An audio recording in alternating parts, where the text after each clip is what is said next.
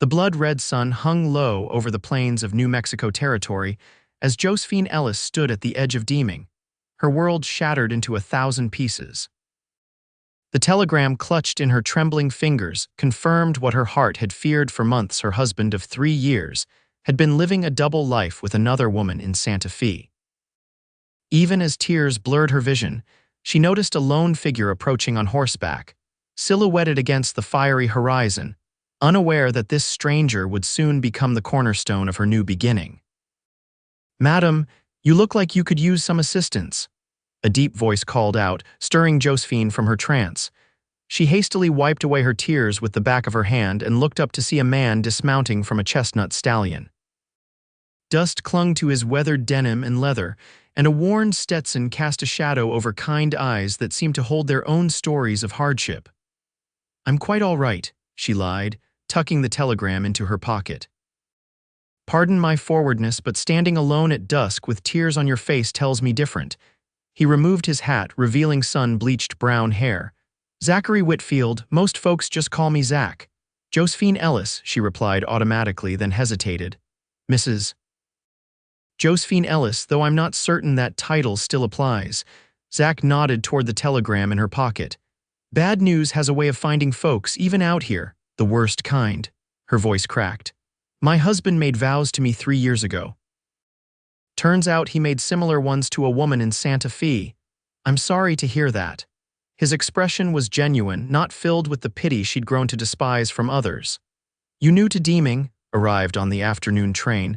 "I came to confront him, but he's not here." "The station master delivered this instead." She patted her pocket. "His business partner informed me that my husband is in Santa Fe with his other wife." Night was falling quickly, as it did in the desert. Zach looked toward the town. "You have a place to stay," Josephine shook her head. "I plan to stay with my husband, but—" She gestured helplessly. "The White Dove Inn is decent enough. Mrs. Abernathy runs a clean establishment." He whistled to his horse, which trotted over obediently. "Allow me to escort you. Deeming can be rough after dark." She hesitated, years of proper upbringing warring with her current desperate situation. "Thank you, Mr. Whitfield. I would appreciate that." As they walked toward the town, Josephine noticed how Zach kept a respectful distance while ensuring she was protected from the curious glances of men lounging outside the saloon. "You're not from around here," he observed. "Your accent sounds Eastern." "Boston," she confirmed. "I met Thomas, my husband, when he came east on business. He painted such romantic pictures of the New Mexico territory that I agreed to marry him and move west." She laughed bitterly. "Perhaps I should have questioned why he was so eager to keep me in our little ranch house outside of Las Cruces while he traveled for business." Zach remained silent for a moment. Some men don't deserve the women who love them. The White Dove Inn was a 2-story white clapboard building, modestly respectable compared to the raucous saloons that dominated Deeming's Main Street. Mrs. Abernathy, a plump woman with shrewd eyes, assessed Josephine instantly. "Traveling alone, dearie?" she asked, casting a suspicious glance at Zach. "I am," Josephine replied firmly. "Mr. Whitfield was kind enough to escort me here safely. We've only just met." Mrs. Abernathy's expression softened slightly. "Very well, that'll be 50 cents a night, meals included." Josephine opened her reticule and counted out enough coins for 3 nights. It was nearly all she had. Tomorrow she would have to figure out what came next. After ensuring she was settled, Zach tipped his hat. "If you need anything, Mrs. Ellis, I'll be around town for a few days. I do some work for the sheriff from time to time." "Thank you, Mr. Whitfield." She watched him leave, strangely comforted by the brief encounter with this kind stranger in a town that suddenly felt very foreign and hostile. Sleep eluded Josephine that night.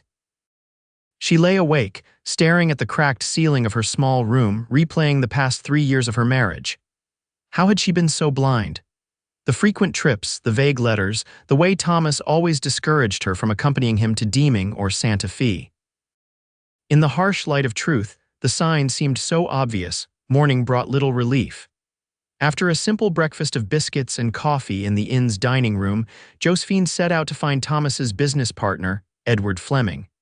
The telegram had mentioned that Fleming's office was on Pine Street. Deeming was bustling with morning activity. Freight wagons rolled down the dusty main street, merchants opened their shops, and cowboys fresh from the range mingled with proper townspeople. Josephine felt conspicuously out of place in her Eastern-cut traveling dress, now wrinkled from the journey.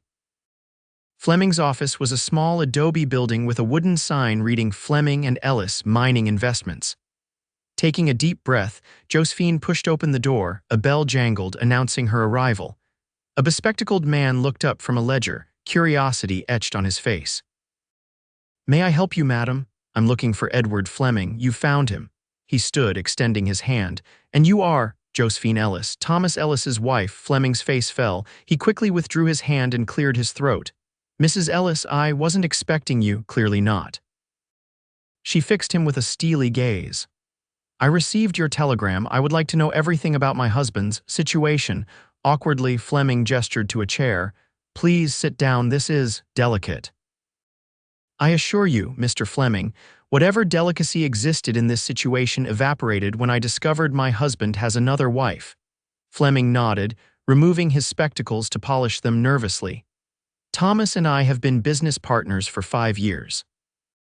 When he brought you from Boston 3 years ago, I was genuinely happy for him, but Thomas has always had appetites." "Spare me the euphemisms," Josephine cut in. "When did he marry this other woman?" "About a year ago. Her name is Catherine Donovan. She's the daughter of a wealthy cattle baron in Santa Fe. Thomas met her while securing investors for our new mining venture. So he committed bigamy." The word tasted bitter on her tongue. "Yes." Fleming had the decency to look ashamed. "I tried to talk him out of it, but the Donovan's money was too tempting. He's been splitting his time between you and her ever since. And they never questioned why he was away so often. He told them he was visiting mining sites." Fleming sighed. "Mrs. Ellis, I'm truly sorry. I should have found a way to tell you sooner." Josephine stood abruptly. "Where is he now?" "In Santa Fe at the Donovan Ranch. But Mrs. Ellis, I don't think—" "Thank you for your honesty, Mr. Fleming." She turned to leave, then paused. "One more thing. Our ranch outside Las Cruces, whose name is on the deed." Fleming looked surprised. "Yours, actually. Thomas put it in your name to protect it from business creditors."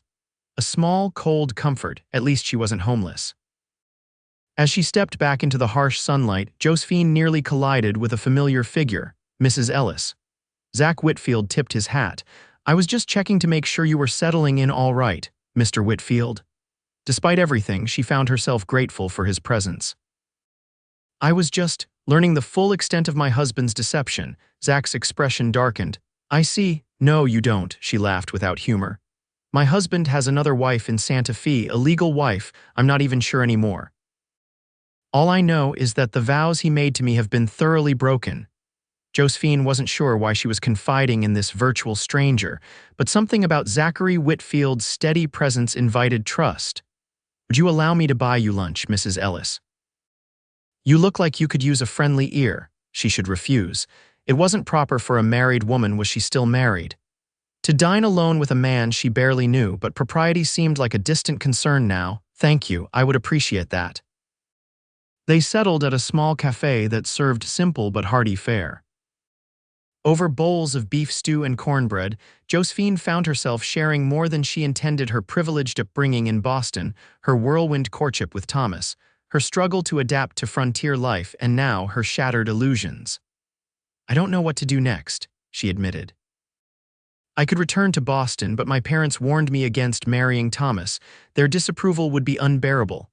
"What about the ranch?" Zach asked. "Fleming mentioned it's in your name." "A small horse ranch outside Las Cruces. I've been managing it while Thomas was away on business." Her mouth twisted around the word. "I've grown to love it, actually. It's the one true thing in all this deception." "Then perhaps that's your answer." Josephine studied him. "You make it sound so simple." "Nothing about this is simple," he acknowledged. "But you strike me as a woman of considerable strength, Mrs. Ellis. Please call me Josephine." The formality suddenly seemed absurd given all she had shared. "Josephine." He smiled, and she noticed how it transformed his face, softening the weathered lines around his eyes. "Do you plan to confront your husband?" "I did. Now I'm not so certain. What would it accomplish?" She traced the rim of her water glass. "Perhaps it's better to simply move forward." "Sometimes the strongest statement is walking away," Zach agreed.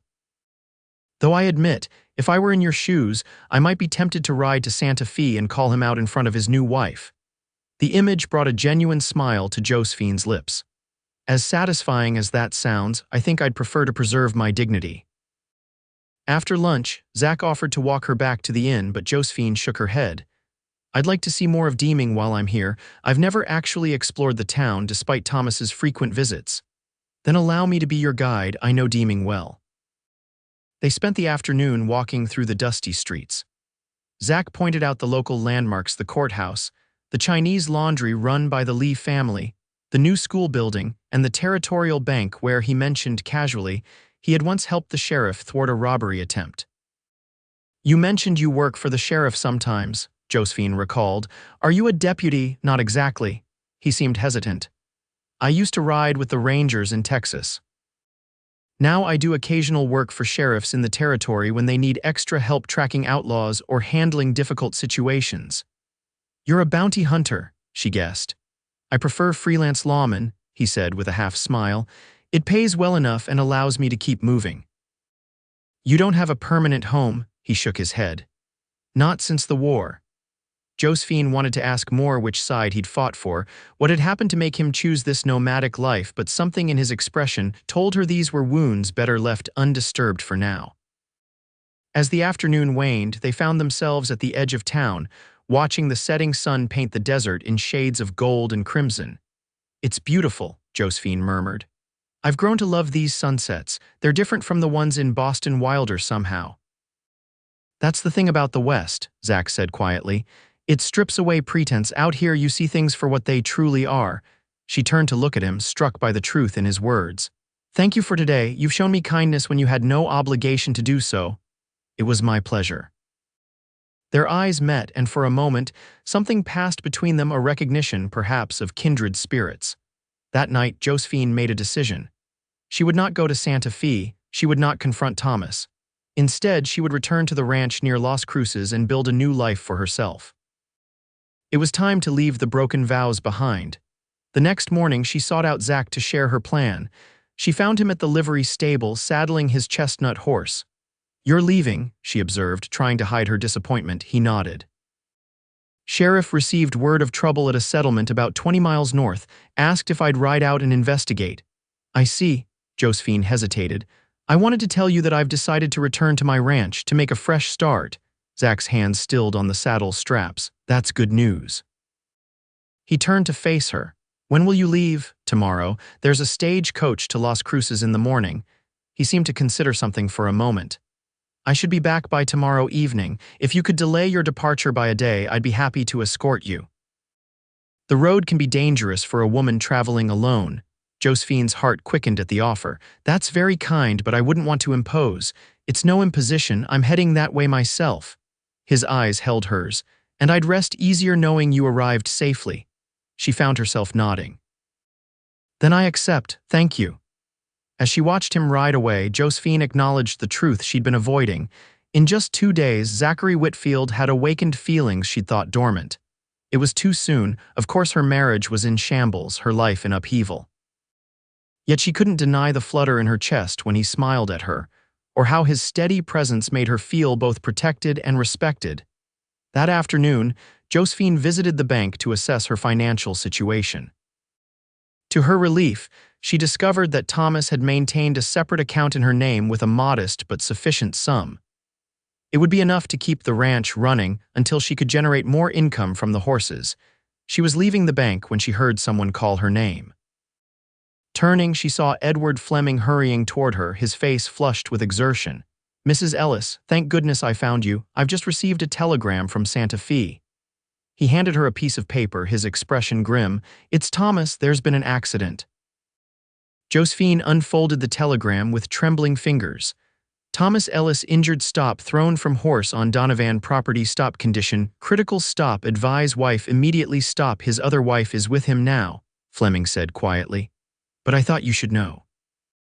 Josephine stared at the paper, emotions warring within her. Anger, concern, confusion, they swirled together into a numbing cocktail. "Thank you for telling me," she finally said, handing back the telegram. "But I'm no longer his wife in any meaningful sense." Fleming looked shocked. But if he dies, then I wish him peace, she interrupted. And I wish his other wife strength, but my path lies elsewhere now. Walking away, Josephine felt as though a weight had been lifted. Thomas's accident changed nothing, in fact. It only reinforced her decision to move forward without looking back. The next day passed slowly as she awaited Zach's return. She purchased a few necessities for the journey and wrote letters to the ranch hands, informing them of her imminent return and her plans for the property's future. Evening came, but Zach did not. Josephine tried not to worry. He had said he would return by evening, but many things could delay a rider in the territory. Still, as she prepared for bed, she found herself peering out the window, hoping to see his familiar silhouette in the moonlight. Morning brought no sign of him. With growing concern, Josephine approached the sheriff's office. Sheriff James Holbrook was a grizzled man with a silver mustache and shrewd eyes. He frowned when Josephine inquired about Zach. Whitfield should have been back by now, he admitted. The settlement's only a half-day's ride. I was about to send out a search party. What was the trouble he was investigating? She asked. The sheriff hesitated. Madam, I don't mean to alarm you, but there have been reports of the Rays gang in that area. Nasty bunch. Whitfield's tangled with them before. Josephine's blood ran cold. And you sent him alone. Whitfield can handle himself better than most men I know. The sheriff's confidence did little to reassure her. But if he's not back by noon, I'm sending Deputy Collins and a couple of men to look for him. As Josephine turned to leave, the sheriff called after her, You're Thomas Ellis's wife, aren't you? Heard about his accident. Sorry about that. Thank you, she replied automatically, though her thoughts were entirely focused on Zach's safety. Back at the inn, Josephine paced her small room. The stage coach to Las Cruces would depart in 2 hours. She could still make it, could leave Deeming and its complications behind. Zach was a grown man, capable and resourceful. Whatever had delayed him, he would manage. But even as she considered this practical course, Josephine knew she couldn't leave. Not without knowing he was safe. Not when he had shown her such kindness when she needed it most. Decision made, she changed into her most practical dress and boots, then marched back to the sheriff's office. I'm joining your search party, she announced. Sheriff Holbrook stared at her as if she'd grown a second head. Mrs. Ellis, this is no job for a lady.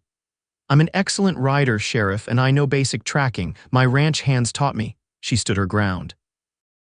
Mr. Whitfield was delayed because he offered to escort me to Las Cruces. I feel responsible. Madam, with all due respect, I'm going, she interrupted firmly, either with your men or alone. The sheriff recognized the determination in her eyes. Fine, he conceded with a sigh. But you stay with Deputy Collins at all times, you hear? And if there's any sign of trouble, you do exactly as he says. By noon, Josephine was riding north with Deputy Collins and 2 other men, all of whom regarded her with a mixture of disbelief and reluctant admiration. The borrowed mare beneath her was spirited but responsive, and despite the circumstances, Josephine felt a surge of freedom as they galloped across the open landscape. The settlement of Pine Creek was little more than a cluster of wooden buildings surrounding a small silver mine. When they arrived, they found the residents in a state of agitation. Bandits hit us 2 days ago, the mine foreman explained.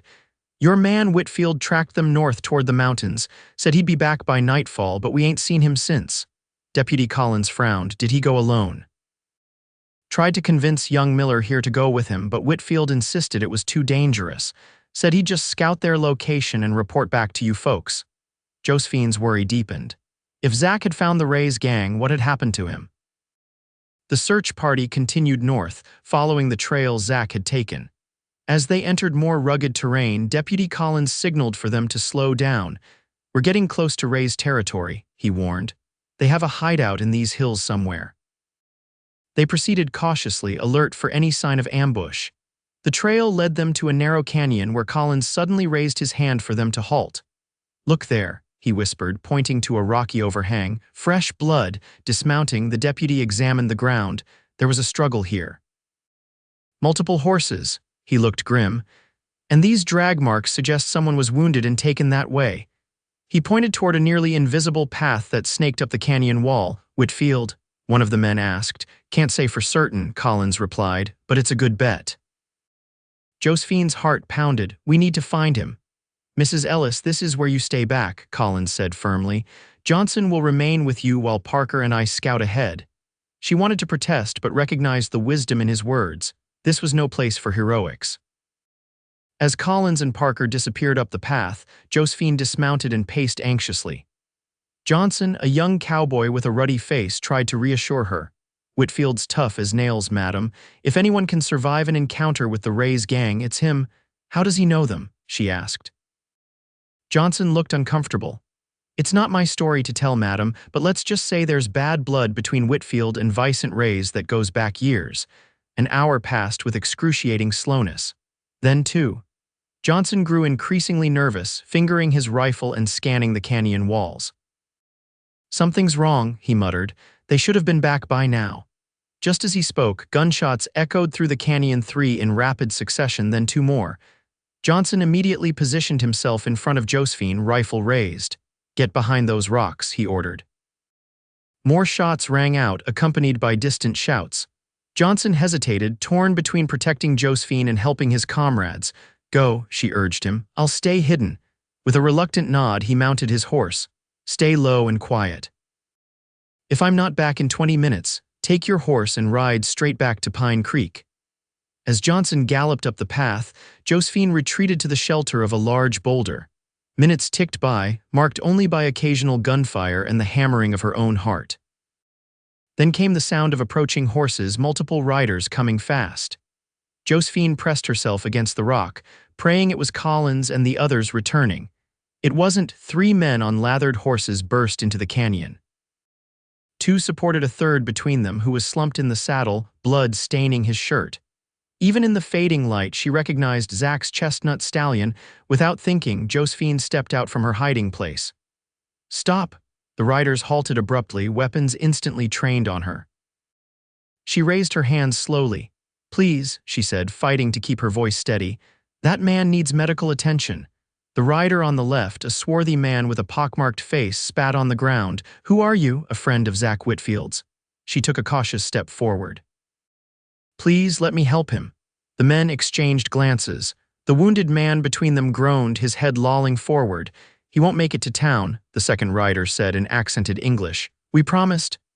I have medical supplies in my saddlebag, Josephine said. At least let me stop the bleeding. After a tense moment, the pockmarked man nodded curtly. They dismounted, easing Zach to the ground with surprising gentleness. As Josephine rushed to her horse for the small medical kit she always carried, she heard one of the men murmur, Vicent will not be pleased. Kneeling beside Zach, Josephine's heart sank. A deep gash ran across his forehead and blood soaked his left side where a bullet had torn through his shirt. His skin was alarmingly pale. Zach, she whispered, pressing a clean cloth against the wound in his side. Can you hear me? His eyelids fluttered, then opened slightly. Recognition dawned in his pain-glazed eyes. Josephine, don't talk, save your strength. She turned to the men. What happened? The pockmarked man shrugged. He came looking for trouble with Vicent, found more than he bargained for. Vicent Rays wanted him dead, the other added. But Whitfield saved Vicent's son 2 summers ago when the boy was bitten by a rattler. A debt is a debt. As Josephine worked to stanch the bleeding, she pieced together the story. Zach had tracked the bandits to their hideout, but instead of reporting back, he had confronted Vicent Rays directly. A gunfight ensued. Zach was wounded but managed to escape into the hills. The gang tracked him down, but instead of killing him, Vicent had ordered these men, his cousins, to take Zach back to town, clearing the debt between them. Your lawmen, they are coming, the second man warned. We cannot be here. Wait, Josephine said as they prepared to mount. Thank you for bringing him back. The pockmarked man's expression softened slightly. Tell Whitfield the debt is paid. Vicent will not be so merciful next time. They galloped away just as Deputy Collins and Johnson appeared at the canyon entrance. Parker was not with them, Mrs. Ellis. Collins exclaimed, dismounting quickly. Are you hurt? I'm fine, she assured him, still pressing the now blood-soaked cloth to Zach's side. But Mr. Whitfield needs a doctor immediately. Collins knelt beside them, his face grim as he assessed Zach's wounds. Those were Rays's men who just rode out. Did they do this? They brought him back, Josephine explained. Something about a debt being paid. Collins looked skeptical but didn't press further. Johnson, ride back to town as fast as you can. Tell Doc Winters to be ready, Parker. His expression clouded. Parker didn't make it. Ray's men ambushed us. Johnson nodded solemnly and spurred his horse toward Deeming. Together, Josephine and Collins managed to fashion a travois from branches and blankets. They secured Zach as comfortably as possible and began the slow journey back to town, leading Parker's riderless horse behind them. Zach drifted in and out of consciousness. During one lucid moment, he gripped Josephine's hand. "You shouldn't be here," he murmured. "Dangerous." "Hush," she soothed. "I couldn't leave without knowing you were safe." A ghost of a smile touched his lips before he slipped back into unconsciousness. They reached Deeming well after midnight. Doc Winters was waiting, his surgery prepared. As they carried Zach inside, the doctor shooed Josephine away. "You've done well, Mrs. Ellis, but I need space to work now. Sheriff Holbrook will take your statement." Reluctantly, Josephine left Zach in the doctor's capable hands. Outside, the sheriff questioned her about the encounter with Ray's men, his expression growing increasingly troubled. "This feud between Whitfield and Ray's has been simmering for years," he explained. "Started when Zach was with the Rangers. He tracked down Ray's brother for murder, brought him in alive, but the man was lynched before he could stand trial. Ray's blamed Whitfield. But they spared him this time," Josephine noted. "A temporary reprieve, nothing more. Once Ray's considers the debt paid, he'll come after Whitfield again." The sheriff sighed heavily. "Zach knows this territory isn't safe for him anymore. That's why he's always on the move." Josephine spent the night in a chair outside the doctor's surgery, refusing Mrs. Abernathy's entreaties to return to the inn. When dawn broke, Doc Winters emerged, exhaustion etched on his face. "He's stable," he announced. "Lost a lot of blood, and that head wound is nasty, but he's strong. With proper care, he should recover." "May I see him?" Josephine asked. The doctor hesitated, then nodded. Briefly, he's sedated. Zach lay still on the narrow bed, his torso wrapped in bandages, his forehead similarly bound. In sleep, the hard lines of his face softened, making him appear younger, vulnerable in a way she hadn't seen before. She sat beside him, gently taking his hand in hers. "You're going to be all right," she whispered. "And when you're well, we need to talk about your habit of confronting dangerous outlaws alone." Whether it was her imagination or not, she thought she felt a slight pressure from his fingers in response. For the next week, Josephine rarely left Zach's side. She helped Doc Winters change bandages, coaxed broth between Zach's lips when he was conscious enough to swallow, and read to him from the doctor's collection of books during the long hours of his recovery. On the third day, Zach was lucid enough to protest her attentions. "You should be at your ranch by now," he said weakly. "Not playing nursemaid to a fool who rode into an ambush." "Is that what happened?" She raised an eyebrow. "Because I heard you deliberately tracked down Vicent Ray's to confront him." Zach had the grace to look chagrined.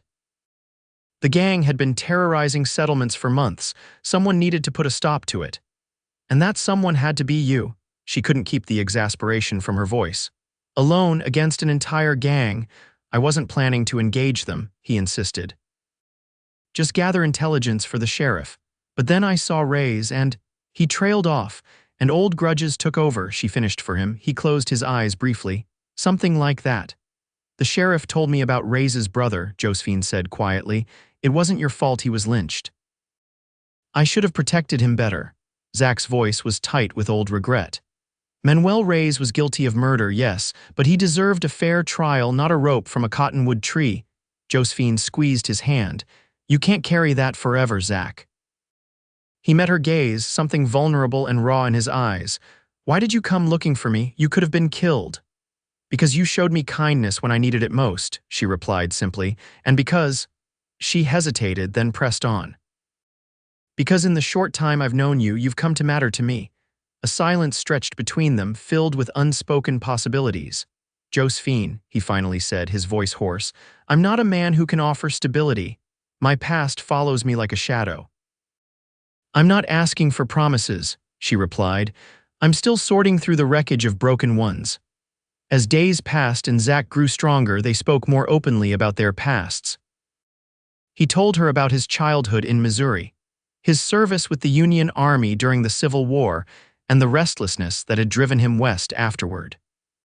She shared stories of her sheltered Boston upbringing, her desire for adventure that had led her to accept Thomas's proposal, and her gradual adaptation to frontier life. A week after the shooting, Josephine received another telegram from Edward Fleming. Thomas Ellis succumbed to injuries. Stop funeral in Santa Fe tomorrow. Stop. Advise your intentions regarding estate. Stop. She showed the message to Zach, who was now sitting up in bed, his strength returning daily. I'm sorry, he said, watching her face carefully. Josephine was surprised to find that she felt more numb than grieved. It's strange. I should feel something more, shouldn't I? He was my husband for 3 years. He betrayed those years, Zach reminded her gently. It's all right to feel whatever you're feeling or not feeling, she nodded slowly. I need to reply to Fleming. There are legal matters to address. Will you go to Santa Fe for the funeral? She considered this, then shook her head. No, that chapter of my life is closed. I'll let his other wife mourn him. That evening, Josephine wrote a measured response to Fleming, instructing him to handle the legal details of Thomas's estate and confirming her intention to retain the ranch near Las Cruces. She made no mention of attending the funeral. 2 days later, Doc Winters declared Zach well enough to leave his care, though he sternly warned against any strenuous activity for at least another week. Where will you go? Josephine asked as she helped Zach pack his few belongings in the room behind the doctor's surgery. He hesitated. I've been thinking about that. Rays won't forget what happened, debt or no debt. It might be wise for me to leave the territory for a while. Disappointment bloomed in her chest, though she tried not to show it. That sounds sensible. Zach turned to face her fully. I was wondering if you might consider coming with me. Josephine's hands stilled on the shirt she was folding. What? I know it's sudden, he continued, words coming faster now, and I have no right to ask. You have your ranch, your plans, but these past days having you near. He took a breath. You make me want to stop running, Josephine. For the first time in years, her heart raced. Zach, you don't need to answer now, he interrupted. I'm not fit to travel yet anyway. Just think about it, she nodded, emotions too tangled to form a coherent response. That night, alone in her room at the inn, Josephine weighed her options. The ranch represented security, independence, a chance to build something that was truly hers. Going with Zach meant uncertainty, perhaps danger, yet in his presence she felt more alive than she had in years. Morning brought clarity. She found Zach at the livery stable, checking on his horse. I've been thinking about your proposition, she began without preamble. He turned, his expression carefully neutral, and I can't abandon my ranch. She saw his face fall slightly before she continued. But I don't see why you have to abandon me. Hope flickered in his eyes. What are you suggesting? Come to Las Cruces, she said simply. The ranch is remote enough that Rays wouldn't find you easily, and I could use a skilled hand with the horses. You're offering me a job. There was amusement in his voice. I'm offering you a sanctuary, she corrected. What happens beyond that? She met his gaze steadily. We can discover together. 2 days later, they departed for Las Cruces on the morning stagecoach. Zach's wounds were healing well, though he still moved stiffly. His chestnut stallion was tethered behind the coach, following faithfully. The journey was hot and dusty, the coach crowded with other passengers, a traveling salesman, a schoolteacher headed for El Paso, and an elderly couple returning from visiting relatives. Despite the discomfort, Josephine found herself enjoying the trip, acutely aware of Zach beside her, their shoulders occasionally brushing as the coach jolted over ruts in the road. They arrived in Las Cruces at dusk. Josephine hired a wagon to take them the remaining distance to the ranch, which lay about 5 miles outside of town. As they approached the property, she felt a flutter of nervousness. How would her ranch hands react to Zach? What would they think of her bringing home a man so soon after news of Thomas's death? The Ellis Ranch was modest by territory standards, a sturdy adobe main house. A large barn, bunkhouse, and corrals spread across 20 acres, with grazing land extending beyond. In the fading light, Josephine could make out a couple of figures moving around the barn. This is your home, Zach asked quietly. Yes, pride filled her voice. It's not much, but it's beautiful, he interrupted sincerely. You've built something good here. The wagon had barely stopped when a weathered man in his 50s emerged from the barn, followed by 2 younger cowboys. Recognition and relief washed over his face. Mrs. Ellis, we got your letter, but we were starting to worry. His eyes shifted to Zach, curiosity evident. Mr. Alvarez, Josephine greeted the foreman warmly. It's good to be home. This is Zachary Whitfield. He'll be staying with us for a while. Alvarez's expression revealed nothing as he extended his hand to Zach. Welcome to Ellis Ranch, Mr. Whitfield. Just Zach is fine, he replied, shaking the offered hand. Mrs. Ellis speaks highly of your work here. Alvarez seemed to approve of this directness. Come on inside. Maria's kept supper warm and you both look like you could use a meal. The main house was just as Josephine had left it weeks ago, though Maria, the housekeeper, had filled vases with wildflowers to welcome her home. After a hearty meal of beans, tortillas, and beef stew, Josephine showed Zach to the guest room. It's not much, she apologized, suddenly aware of how sparse the furnishings were: just a bed, a chest of drawers, and a small table with a wash basin. It's more than I've had in years, he assured her. He stood awkwardly in the center of the room, clearly exhausted from the journey but seeming reluctant to part from her. We should both get some rest, Josephine said gently. Tomorrow I'll show you around the property. Josephine, Zach took a step toward her, thank you for everything. On impulse, she reached up and pressed a soft kiss to his cheek. Good night, Zach. As weeks passed, they settled into a comfortable routine. Zach's wounds healed completely, and he proved himself invaluable around the ranch. His way with horses impressed even Alvarez, who had initially been skeptical of this stranger's presence. Josephine found herself thriving as well.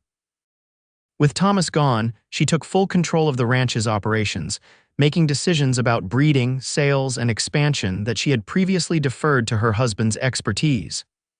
To her satisfaction, most of her instincts proved correct. The relationship between her and Zach evolved slowly, tentatively. They took their meals together, often sitting on the porch afterward, talking late into the evening. Sometimes they rode out together to check the property boundaries or to visit neighboring ranches. Always, there was an unspoken understanding between them, a recognition of feelings growing deeper with each passing day. One evening, as summer turned to fall, they sat watching a spectacular sunset from the porch swing. Zach had been unusually quiet all day, and Josephine sensed something weighing on his mind. What is it? She finally asked. You've been somewhere else today, he sighed, running a hand through his hair. I received a letter from Sheriff Holbrook yesterday, Josephine tensed. About Vicent Reyes, Zach nodded grimly. His gang hit a settlement near Silver City last week, 3 people dead, including a child. Oh God, her hand flew to her mouth. Holbrook asked if I'd consider coming back to help track them down, Zach continued. He's assembling a proper posse this time, no lone heroics. Fear gripped Josephine's heart. You're thinking of going? It wasn't a question, and Zach didn't treat it as one. I know what Reyes is capable of. I know how he thinks, how he moves. I could help stop him before more innocent people die. And risk becoming one of those innocent people yourself, she countered, unable to keep the tremor from her voice. Josephine. He took her hands in his. These past months here with you, they've been the happiest I can remember. But I can't hide forever, not while Reyes continues to hurt others. She wanted to argue, to beg him to stay safe with her, but she recognized the resolve in his eyes, the same sense of duty that had first drawn her to him. When would you leave? She asked instead. Tomorrow, he admitted. I've already spoken with Alvarez about helping in my absence. How long will you be gone? I don't know, he answered honestly. However long it takes to bring Reyes to justice, real justice this time, not a lynching. Josephine fought back tears. Promise me you'll come back. Zach cupped her face gently. Wild horses couldn't keep me away. Then, finally, after months of restraint, he kissed her. It was tender at first, then deepening with the urgency of impending separation. When they parted, both were breathless. I should have done that weeks ago, he murmured. Yes, you should have, she agreed, pulling him back to her.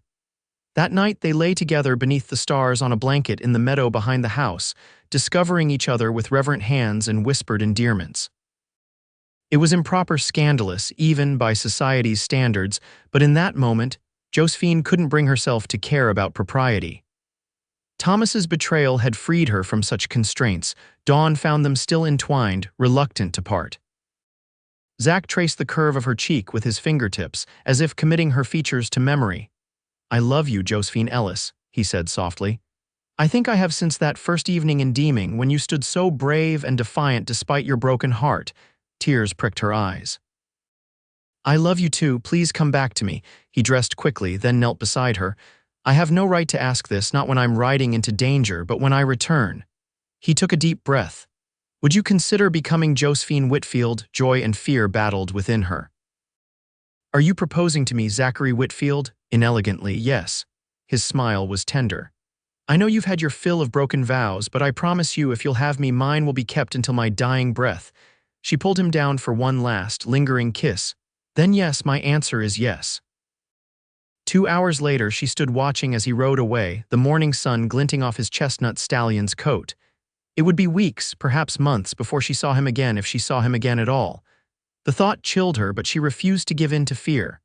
Zach would return, he had promised. The days stretched into weeks, and autumn settled fully over the land. Josephine threw herself into ranch work, taking satisfaction in the physical labor that left her too exhausted to worry. In the evenings, she wrote long letters to Zach, sending them to Sheriff Holbrook in Deeming to forward to wherever the posse might be. Occasionally, brief replies reached her, hastily scrawled notes telling her they had tracked the Rays gang to the mountains near the Arizona border, or that they had just missed them in a small mining town. Each letter ended the same way: "I love you, wait for me." As November arrived, bringing cooler temperatures and early frost, Josephine received distressing news from town. Vicent Reyes and his men had robbed the bank in Las Cruces the previous day, killing the sheriff in the process. They had been seen heading south, possibly toward the ranch. Alvarez organized the hands into a defensive watch, with men patrolling the property boundaries day and night. Josephine kept her father's old revolver close at hand, though she prayed she wouldn't need to use it. 3 tense days passed without incident. On the 4th night, Josephine was awakened by the sound of hoofbeats approaching the house. Heart-pounding, she grabbed the revolver and moved to the window, peering cautiously through the curtains. A lone rider approached slowly, his horse clearly exhausted. In the moonlight, she recognized the familiar outline of Zach's Stetson. Relief flooding through her, Josephine rushed outside, heedless of the cold or her thin nightgown. "Zach," he dismounted stiffly, and as he stepped into the light from the open door, she gasped. His face was bruised, a fresh cut above his right eye. He held his left arm awkwardly against his side. "I'm all right," he said before she could speak. "Just banged up a bit." Josephine helped him inside, calling for Maria. As the housekeeper heated water and gathered bandages, Josephine carefully helped Zach remove his jacket and shirt, revealing dark bruising across his ribs. "What happened?" she demanded, gently cleaning the cut on his forehead. "We cornered Reyes and 3 of his men in an abandoned mine," Zach explained, wincing as she applied antiseptic. "There was a fight. 2 of Reyes' men were killed, 1 escaped, and Reyes—" He paused. "Reyes is dead." Josephine's hands stilled. "You killed him." Zach shook his head slowly. "Not directly. During the fight, part of the mine shaft collapsed. Reyes was trapped. We tried to dig him out, but—" He swallowed hard. "By the time we reached him, it was too late." She could see the conflict in his eyes, relief that the threat was over, regret that it had ended with another death. "It's over then," she said softly. "It's over," he confirmed. "The territory will be safer now, and I can keep my promise to you." Later, after his wounds were tended and he had eaten, they lay together in her bed, his arms around her despite the soreness in his ribs. "I thought about you every night," he murmured against her hair, "about coming home to you." "Home," she repeated, savoring the word. "Yes, this is your home now, our home." They were married 2 weeks later in a simple ceremony at the Las Cruces church. Alvarez gave Josephine away, beaming with paternal pride. The ranch hands and their families filled the small church, along with a few townspeople who had come to respect the young widow and her mysterious suitor. Sheriff Holbrook rode down from Deeming for the occasion, bringing news that the territorial governor had issued a commendation for Zach's service in bringing down the Reyes gang. More importantly, he brought a letter from the U.S. Marshal's office offering Zach a position as a deputy marshal for the southern New Mexico territory. "They want someone who knows the land and the people," Holbrook explained at the wedding feast. "Someone who can uphold the law with justice, not just force." Josephine watched Zach's face carefully as he considered the offer. "What do you think?" she asked when they had a moment alone. "It would mean occasional travel," he said thoughtfully, "but nothing like before. Most of my work would be in this region." He searched her eyes. "Would you be all right with that?" she smiled, placing his hand on her stomach. "We would be all right with that." Understanding dawned on his face. "Josephine, are you—" She nodded, joy bubbling up inside her. "Dr. Patterson confirmed it yesterday. I wanted to tell you today as a wedding gift."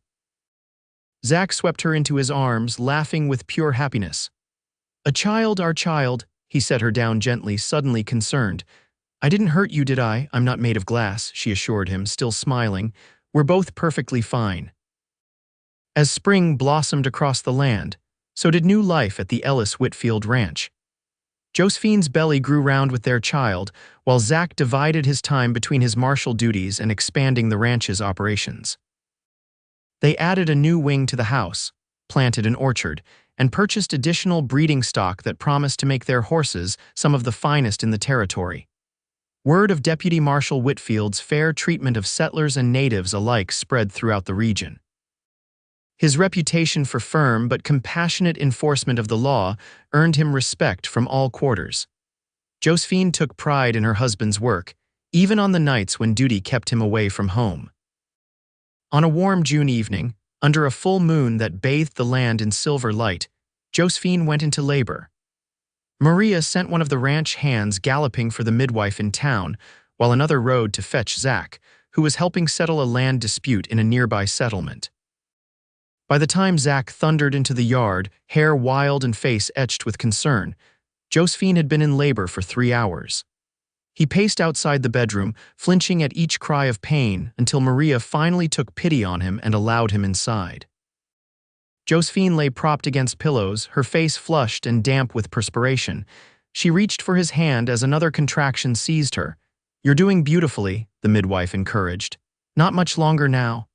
Zach pressed his lips to Josephine's forehead. "You're the strongest woman I know," he whispered. "Our child is blessed to have you as a mother." 2 hours later, their son entered the world with a robust cry. The midwife placed the swaddled infant in Josephine's arms, her eyes twinkling. "A fine, healthy boy." "Hello, little one," Josephine murmured, counting tiny fingers and toes with wonder. "Look what we made, Zach." Zach's eyes shone with unshed tears as he gently stroked the downy head. "He's perfect, absolutely perfect." They named him William Thomas Whitfield William, for Zach's father. Thomas not for Josephine's former husband, but for her beloved grandfather who had encouraged her love of horses from an early age. As summer turned to fall and fall to winter, the young family settled into a rhythm of profound contentment. Little William grew sturdy and curious, already showing signs of his father's adventurous spirit and his mother's quiet determination. On the first anniversary of their wedding, Zach took Josephine on a picnic to the meadow where they had first made love. December's chill was held at bay by thick blankets and a small fire. William, bundled warmly, slept peacefully in a basket beside them. Zach poured 2 glasses of wine and handed one to Josephine. "To 1 year," he toasted, "the best of my life." "To many more," she replied, clinking her glass against his. They sat in comfortable silence, watching the sunset paint the western sky in hues of gold and crimson. Finally, Zach spoke, his voice thoughtful. "Do you ever think about that day we met in Deeming? How different our lives might have been if I hadn't ridden in when I did, or if you hadn't received that telegram about Thomas?" Josephine considered this. "I believe we would have found each other somehow, even if the path had been different." "Such faith," he marveled, drawing her close against the evening chill. "Not faith," she corrected, "experience. When you've had vows broken, you learn to recognize the difference between empty promises and true intentions." She turned in his arms to face him. "My vows with Thomas were built on illusions and lies. What we've built together is founded on truth, however difficult or messy." Zach kissed her tenderly. "Then let's write new ones," he suggested, "not in a church book that can be forgotten or ignored, but in dust and fire." "Dust and fire," she raised an eyebrow, intrigued.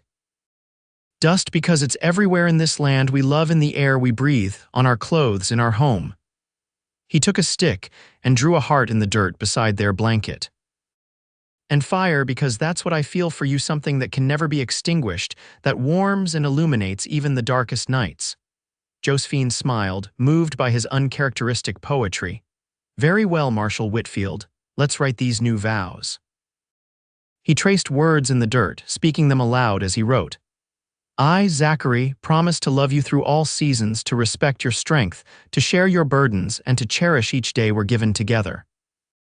Taking the stick from him, Josephine added her own words to the dust.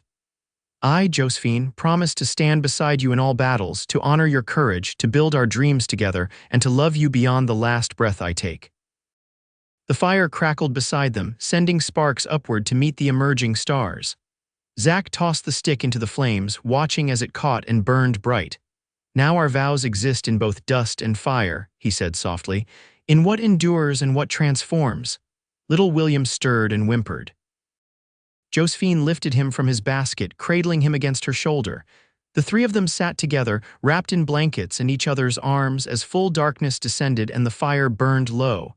I have news, Josephine said after a while, her voice quiet in the night.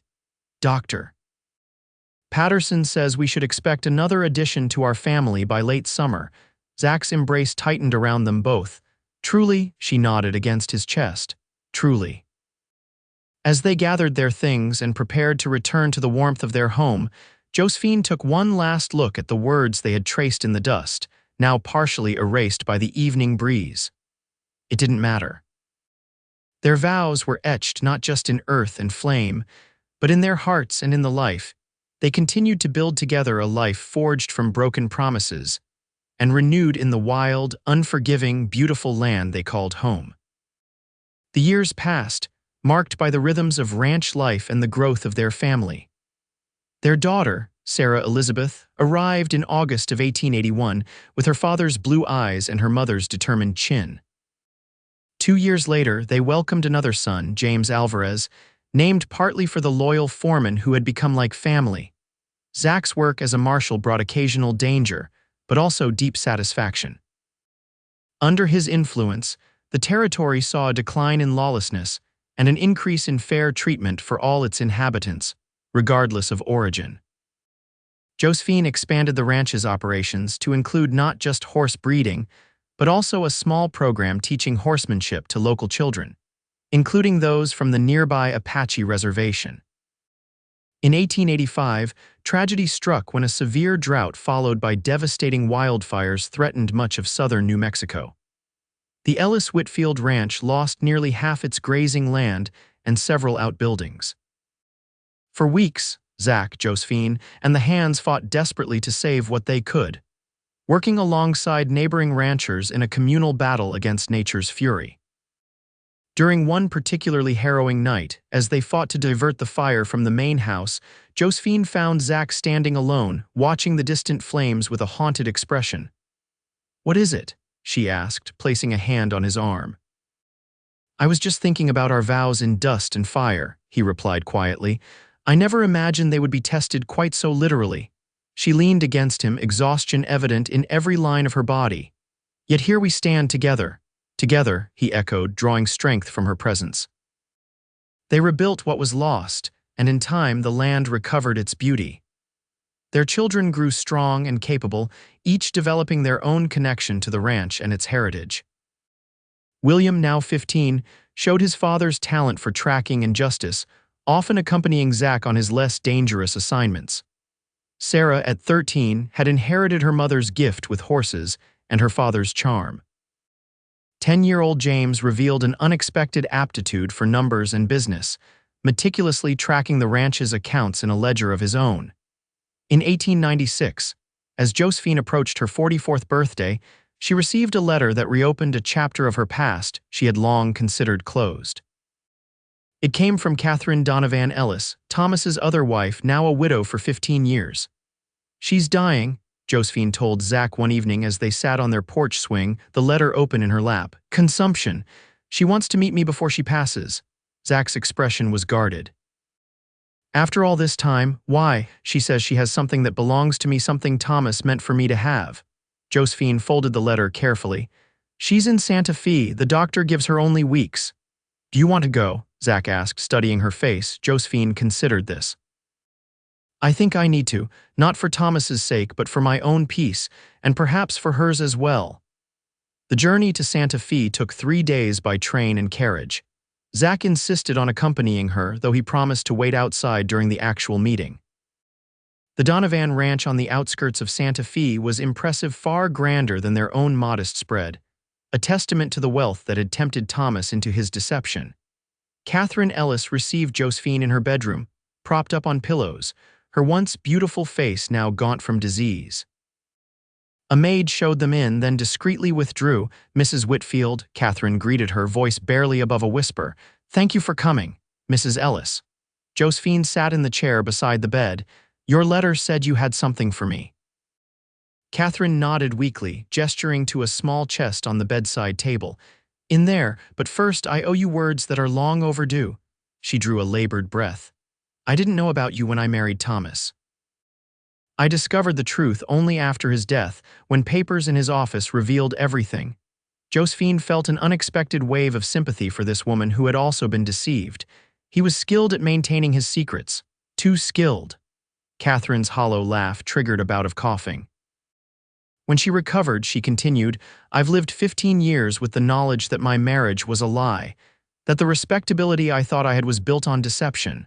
Her thin fingers plucked restlessly at the coverlet. It has been a bitter companion. I understand, Josephine said softly. And she remembered that initial shock, that profound sense of betrayal. The difference was that she had found healing and new love with Zach. Catherine, it seemed, had never remarried, never moved beyond Thomas's shadow. The chest contains letters, Catherine explained. Letters Thomas wrote to you but never sent.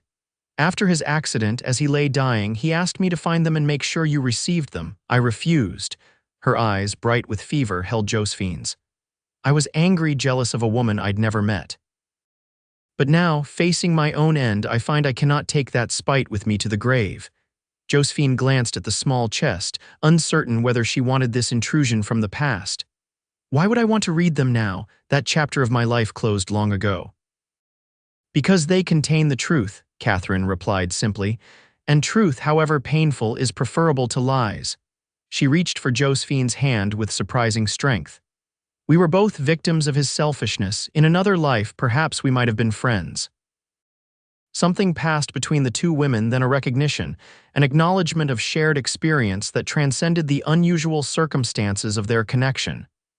I hope you find peace, Catherine, Josephine said sincerely. I believe I just have. She released Josephine's hand and closed her eyes, exhaustion evident. Take the chest. Read the letters or burn them, the choice is yours, but know that I no longer harbor ill will toward you. Back at their hotel that evening, Josephine sat with the unopened chest on her lap, Zach beside her on the small sofa. Are you going to open it? He asked gently. I'm not sure. She traced the simple brass clasp with her fingertip. Part of me wants to throw it into the fire without looking. Thomas Ellis has no claim on my heart or mind anymore. Zach covered her hand with his own. Whatever you decide, I'm here. After a long moment, Josephine unlatched the chest. Inside lay a stack of yellowed envelopes, perhaps 20 in all, tied with a faded ribbon. Each was addressed simply to Josephine. She removed the top letter, broke the seal, and began to read aloud. My dear Josephine, I write this from Santa Fe, where I have committed an unforgivable betrayal against you. Yesterday, I married Catherine Donovan, a union built entirely on financial considerations and my own weakness. Even as I spoke vows to her, it was your face I saw, your voice I heard. I tell myself I will explain everything when the Donovan investment secures our future, but in truth, I am a coward taking the easy path. Josephine stopped, her voice catching. I can't read anymore. Zach took the letter gently from her trembling fingers. You don't need to. These are the justifications of a selfish man. They change nothing about who you are or the life we've built. She nodded, gathering the letters and returning them to the chest. I think I'll burn them after all, not out of anger, but because the past doesn't need to occupy space in our present. That night in the hotel's small fireplace, they watched together as Thomas's undelivered confessions turned to ash. Josephine felt no regret, only a quiet sense of closure. Catherine Ellis passed away 3 days later. Josephine attended the funeral, standing at a distance as the Donovan family laid her to rest. It seemed a fitting end to a chapter that had, in its own way, led Josephine to the happiness she now knew. On the train ride home, she rested her head on Zach's shoulder, watching the New Mexico landscape roll by a land that had witnessed both her deepest pain and her greatest joy. "What are you thinking about?" Zach asked, his thumb tracing circles on the back of her hand. "About vows," she replied. "About the ones broken and the ones kept, about dust and fire," he smiled, understanding.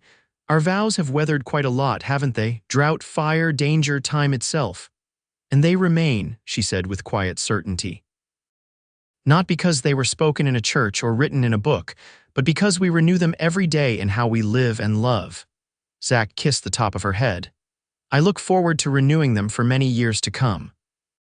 When they returned to the ranch, they found William had successfully managed everything in their absence, with Sarah handling the horses and young James keeping meticulous records of expenses. Josephine felt a surge of pride in these children they had raised capable, compassionate, strong. That evening, as sunset painted the western sky in hues reminiscent of that long-ago day when she had first met Zach in Deeming, Josephine stood on the porch of the home they had built together. Behind her, she could hear the familiar sounds of their family, Zach teaching James how to play chess, Sarah humming as she mended a shirt, William cleaning his father's spare revolver with careful attention. She thought about the young woman she had been, standing alone with a telegram that shattered her world. How could that broken-hearted woman have imagined the life that awaited her? A life rich with love, purpose, and family. A life built from the ashes of betrayal into something strong and enduring. Zach joined her on the porch, slipping his arm around her waist.